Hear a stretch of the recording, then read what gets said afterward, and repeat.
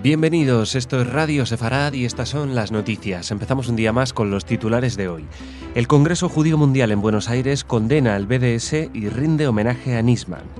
Israel explica por qué no dejó viajar a Ramallah a la ministra de Exteriores indonesia. Operación antiyihadista en Francia con 4 detenidos. Y Hamás asegura que Gaza no será refugio para los enemigos de Egipto. Estas son las noticias de hoy. En el comentario, Jorge. Hola, Jorge. ¿Qué tal, Jordi? Y luego viene Raquel con noticias culturales. Empezamos en Argentina. La Asamblea Plenaria del Congreso Judío Mundial, que celebra por primera vez una sesión especial en Buenos Aires, alzó su voz en defensa de Israel y condenó todo acto de boicot, antisemitismo y terrorismo en una jornada donde además otorgó un premio al presidente paraguayo Horacio Cartes. La cita, inaugurada en la noche de este martes por el presidente argentino Mauricio Macri, congrega a unos 400 delegados de 67 comunidades judías de todo el mundo. Su presidente, Ronald Lauder, acusó a las Naciones Unidas de no estar a la altura de sus propios principios y de haberse convertido en una cloaca de antisemitismo. Los delegados también analizaron la amenaza que supone el terrorismo internacional para las comunidades judías y aprobaron una resolución que condena a toda actividad realizada por terroristas en contra de civiles e instituciones en todo el mundo. La jornada concluyó con un homenaje al fallecido fiscal argentino Alberto Nisman, quien tenía a su cargo la investigación del atentado en 1994 contra la sede de la mutualista judía AMIA de Buenos Aires, en el que murieron 85 personas. Sí, ese mismo día, pues también la Asamblea Plenaria ha estado presente en el acto que se ha rendido por los 24 años ya de el atentado contra la Embajada de Israel en Buenos Aires, 2 años antes de un atentado de características similares que tuvo lugar contra la AMIA, que se menciona aquí, y que estaba investigando el fiscal Nisman, con lo cual todo el hecho de que se haga esta sesión plenaria del Congreso Judío Mundial justamente en Buenos Aires no es para aprovechar el buen clima, ni la comida, ni nada que no sea el poner sobre la mesa y como tema muy arriba en la agenda del judaísmo mundial, el tema que se investigue el caso AMIA. Ya se dejen de tramas y tramitas y escondites y que de una vez por todas se asuma una investigación a fondo y que se lleven a cabo los procedimientos judiciales que sean necesarios. En este caso no prescriben porque son crímenes de lesa humanidad, con lo cual pues este tipo de asesinatos terroristas masivos pues aunque pasen 20 o 30 o 40 años siguen estando vigentes, igual que los crímenes contra la humanidad. Ha sido una llamada de atención en este momento. Gracias a esta presencia, pues Argentina justamente está en los medios de todos los países del mundo respecto, y el tema de Nisman y el tema de la AMIA y el tema de la Embajada de Israel también está apareciendo en las portadas de muchos periódicos de todas las partes del mundo, porque allí están el Congreso Judío Mundial llamando la atención sobre este tema. Así que bueno, esperemos que alguien haga caso a este llamamiento. El presidente Ronald Lauder ha sido reelecto por tercera vez como presidente de esta entidad y ya vemos por sus declaraciones que no se corta demasiado de hacer calificaciones como que las Naciones Unidas no están a la altura de sus propios principios y que se ha convertido en una cloaca de antisemitismo. Vamos a Israel. La viceministra de Exteriores de Israel, Tzipi Hotovely, confirmó que su país denegó el domingo pasado la entrada a Ramallah a la jefa de la diplomacia indonesia, Retno Marsudi, después de que ésta violara un acuerdo al que habían llegado para que también se entrevistara con funcionarios israelíes. Respondía así a las quejas de un diputado árabe que le recriminó el no haberle permitido el acceso a Ramallah para inaugurar allí un consulado honorífico, obligando al ministro de Exteriores palestino a desplazarse a Amán para verse con ella. Hotovely agregó que funcionarios de Israel y de Indonesia, dos países que no tienen relaciones diplomáticas, se habían reunido previamente en Yakarta y habían acordado la agenda de la visita que la ministra indonesia se negó a cumplir. Claro, bueno, es que estas cosas no se hacen. Está bien que no había relaciones diplomáticas. El hecho de que Indonesia no tenga relaciones diplomáticas con Israel solamente se debe a una razón, que es un país musulmán y que no quiere tener relaciones con Israel. Está muy lejos del conflicto. Indonesia está en el sudeste asiático, pero por solidaridad con el mundo musulmán, pues impone este embargo diplomático a Israel. Claro, viene a Israel para inaugurar un consulado honorífico en Palestina, pero bueno, Palestina, de momento que se sepa, no existe y es una autoridad dentro de un territorio administrado por Israel y por lo tanto tiene que pedir permiso a las autoridades israelíes. Esto se hizo en unas gestiones que en su momento eran secretas, ahora ya han salido a la luz justamente porque se ha pedido en el Congreso que se aclare qué ha pasado. Viajaron allí delegados del Ministerio de Exterior de Israel, se reunieron allí en Indonesia con ella, acordaron que se iba a reunir con funcionarios israelíes, no con el primer ministro, porque si no hay relaciones diplomáticas, no. Bueno, tenía que hacer una serie de reuniones, pero cuando descendió su avión en Tel Aviv, pues resulta que dice que no, que me voy directamente a Ramallah y no hablo con nadie. No, señora, pues esto no se puede hacer, no es lo que estaba acordado y aquí no se produce ningún traspiés diplomático porque no hay relaciones diplomáticas. Pero ya vemos cómo tratan de jugar a dos bandas. Por un lado, tratan de jugar a la legalidad y por el otro lado tratan de hacer trampas. Una simple aclaración. La que hizo estas explicaciones al Congreso, Tzipi Otoveli, es la viceministra de Exteriores de Israel, porque el ministro de Exteriores de Israel es el propio primer ministro Benjamin Netanyahu, que generalmente está bastante ocupado con otras cosas también. Y venimos a Europa ahora. El ministro francés del Interior, Bernard Cazeneuve, pidió prudencia sobre las informaciones de que los 4 presuntos terroristas detenidos este miércoles en París y sus alrededores preparaban un atentado con carácter inminente. Por su parte, el presidente de Francia, François Hollande, señaló que estas detenciones, al igual que la operación del martes en Bruselas, ponen en evidencia que el nivel de la amenaza terrorista sigue siendo muy elevado. Debemos mantener la mayor vigilancia, subrayó Hollande, que recordó también que el atentado reivindicado por Al-Qaeda en un complejo hotelero el domingo en Costa de Marfil, y en el que murieron al menos 18 personas, entre ellos 4 franceses, tenía también a Francia como objetivo. El pasado martes también fueron detenidas 3 personas, 2 hombres y una mujer, en la región de Orleans, en el centro de Francia, por su vinculación con algunos de los implicados en los atentados yihadistas de enero de 2015 en París. Bueno, la noticia es importante, pero a mí ya lo que me molesta un poquito es que el ministro Cazeneuve pida prudencia cuando las primeras informaciones policiales hablaban de que frustraron un atentado inminente. O sea, que estaban preparados, que tenían armas, que tenían las bombas. Eso quiere decir que estaban esperando decir, bueno, ¿cuándo lo hacemos? ¿El martes o el jueves? Algo así. Pero como que parece que todavía quieren resistirse a decirle a la población qué es lo que está pasando. Que Francia, bueno, por otra parte, sus declaraciones dice, no, tenemos que recordar que lo de Costa de Marfil era contra intereses franceses. Claro que era contra intereses franceses, pero era en la parte más frágil de la defensa francesa, en las colonias, ex-colonias, en Costa de Marfil, donde van turistas franceses, pues ahí en un complejo hotelero. Y luego las detenciones en la región de Orleans, implicados en atentados yihadistas de enero del 2015, sí, todo eso suma y sigue.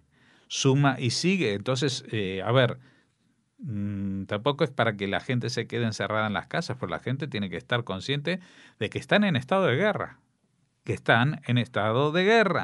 Y si no se los cuentan bien a la gente, pues de pronto se van a llevar una sorpresa como se la llevaron en noviembre o que se la pueden llevar en enero del año pasado. Pues estas cosas o se habla sinceramente y se explican o pasan factura política. Yo hace escasos días se conmemoraba aquí 12 años de los atentados del 11M. Y de estos atentados del 11M, pues hubo un cambio de gobierno que estaba prácticamente volcado en una opción y que se cambió justamente porque no se informó de forma sincera y no se informó con las verdades y los conocimientos que se tenían sobre el hecho de que era una acción yihadista y se pretendió invocar algún otro tipo de implicación. Otra vez, lo peor que pueden hacer cualquier país de Occidente, cualquier país que está siendo atacado por el terrorismo, es taparlo, es ocultarlo, es tratar de minimizar la visibilidad del terror no para que cunda el terror, sino para justamente decir nuestra arma es que siempre les vamos a contar la verdad y no se dejen guiar por las falsas alarmas que les van a contar otros. Regresamos a Oriente Próximo. El número 2 de Hamás ha subrayado este miércoles el compromiso del grupo con la seguridad de Egipto, asegurando que Gaza no será un refugio para aquellos que supongan una amenaza para el país árabe. La seguridad de Egipto es la seguridad de Palestina, ha dicho, después de la visita de una delegación de la organización terrorista al país para intentar acercar posturas tras las tensiones de los últimos meses. A principios de mes, el gobierno de Egipto acusó a los hermanos musulmanes y a Hamás del asesinato el año pasado del fiscal público, extremo rechazado firmemente por ambos. Desde la caída del anterior presidente Mursi, El Cairo ha intensificado el bloqueo a la Franja de Gaza con la destrucción de numerosos túneles ubicados en la frontera. Bueno, esto es un poco gracioso si no fuera porque de lo que se habla es de la seguridad de todo un país, ¿no? Pero que el número 2 de Hamás fue a Egipto a decirle no, pero ojo, que nosotros somos muy amiguitos vuestros. Somos muy amiguitos nuestros, jamás haríamos nada que pusiera en peligro a nadie en Egipto, pero el tema es que siguen construyendo túneles. Entonces, siguen construyendo túneles por los que no salen y entran solamente verduras. No están hechos para eso los túneles, están hechos para la entrada de armamento, están hechos para la entrada y el refugio de yihadistas que como contraparte también sacan fuera de la Franja de Gaza algunas cosas que interesan que salgan fuera. Por ejemplo, por citar alguna cosa, millones y millones de dólares que van a cuentas suizas, ¿vale? Y que desde los bancos de la Franja de Gaza pues no se puede operar de esa manera y a la vista de todos. Así que yo creo que al-Sisi no es ningún tonto y pues no se va a creer absolutamente nada de lo que le diga Hamás, entre otras cosas porque el último de los túneles que han descubierto en la frontera, que ha sido de casualidad, como siempre, de esto que sale alguien a pastar una oveja y se encuentra en el medio del campo un agujero tremendo, pues es un túnel de dimensiones de los túneles ferroviarios, o sea que permitía pasar camiones. Esta es la Franja de Gaza que está bloqueada, que no puede respirar y que tiene recursos para fabricar túneles de varios kilómetros por los que pueden pasar camiones, con lo cual son túneles que no están hechos con un pico y una pala y que si se les vienen abajo puede ser por varias razones, como por ejemplo que el terreno es un terreno muy malo para construir túneles, que los ingenieros de Gaza igual no son tan buenos ingenieros, o que alguien ha desarrollado algún tipo de armamento para detectar y destruir estos túneles. Todas esas opciones son válidas. Pero lo que está claro es que Egipto, yo si fuera presidente de Egipto, seguramente no me fiaría para nada de las palabras ni del número 2, ni del número 1, ni del número 0 de Hamás. Terminamos la información de la semana. Gracias, Jorge. Que tengas buen fin de semana. Shabbat Shalom. Shabbat Shalom. Y ahora viene Raquel con noticias culturales.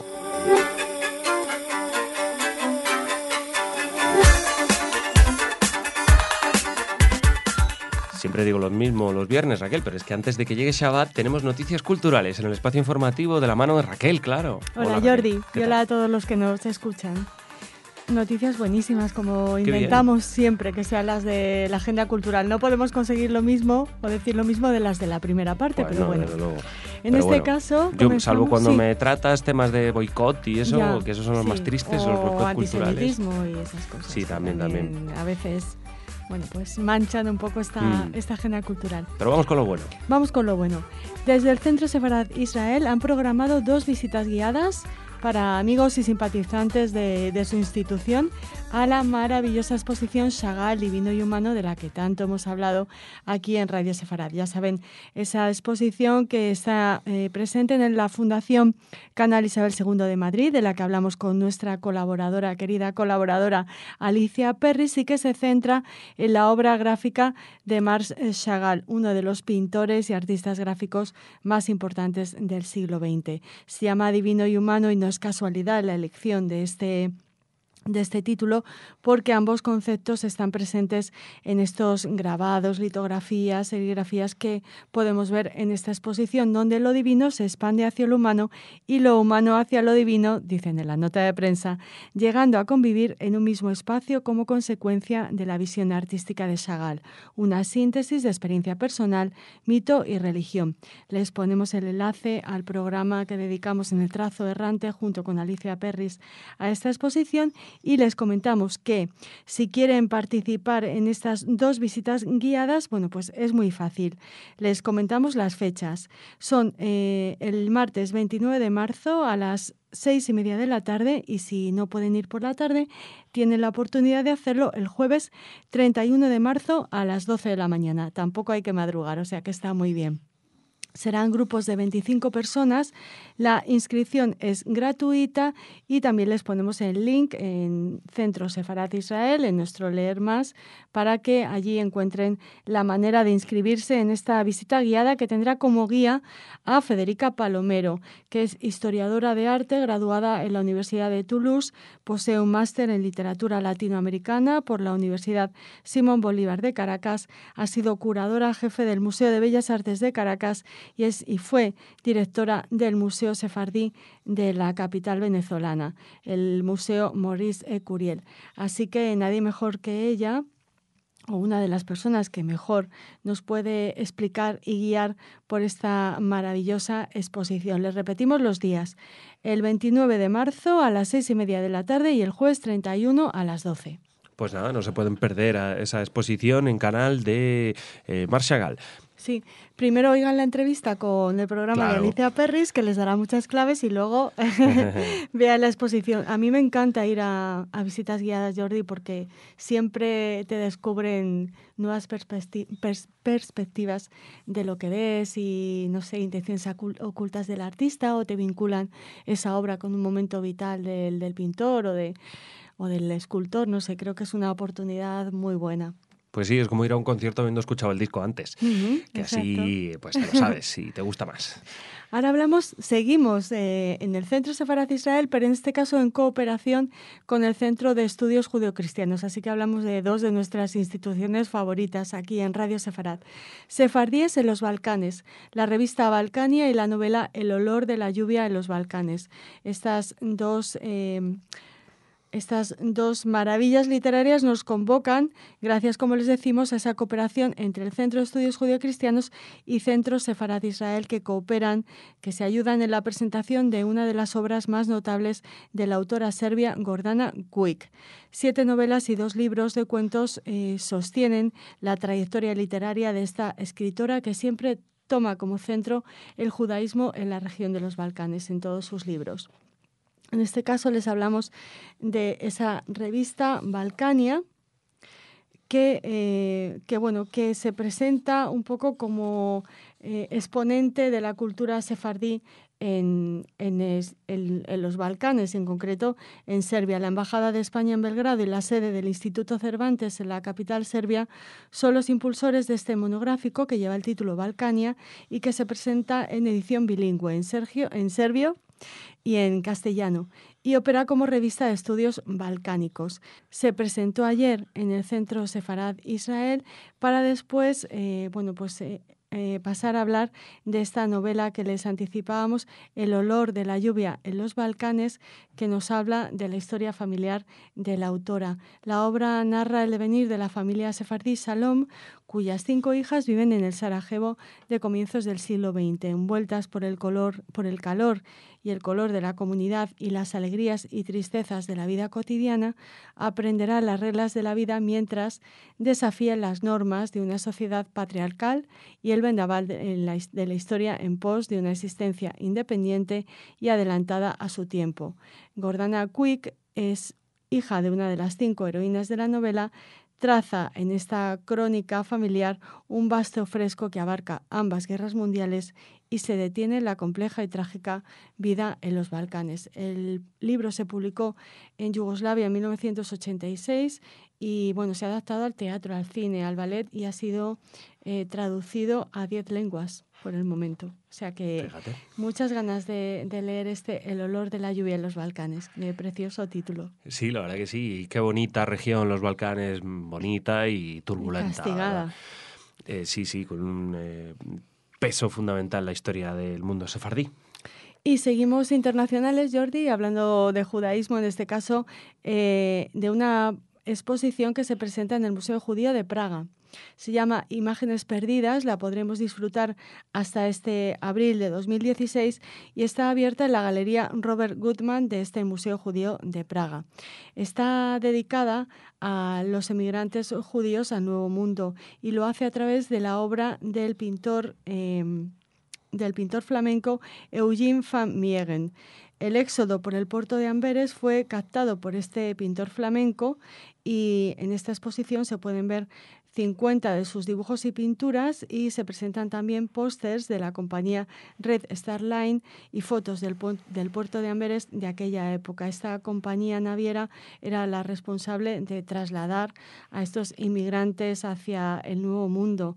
Muchos millones de personas, entre ellos miles de judíos que huían de la opresión, de la miseria y de los pogromos. Durante el siglo XIX y XX, uno de los principales centros de ese éxodo migratorio fue el puerto belga de Amberes y esta compañía, la naviera Red Star Line, fue la responsable de llevar casi 3 millones de inmigrantes europeos al Nuevo Mundo entre 1880 y 1934. Madre mía. Así que muchas fotos, muchas imágenes perdidas en el Museo Judío de Praga. Pues nada, Raquel, de los Balcanes a América y nosotros a vernos el lunes. Por supuesto, las noticias diferentes. Con noticias diferentes. Hasta entonces, el fin de semana tienen todo tipo de programas aquí en Radio Sefará para disfrutarlos. Y nada, Raquel, que tengas buen fin de semana. Shabbat Shalom. Shabbat Shalom.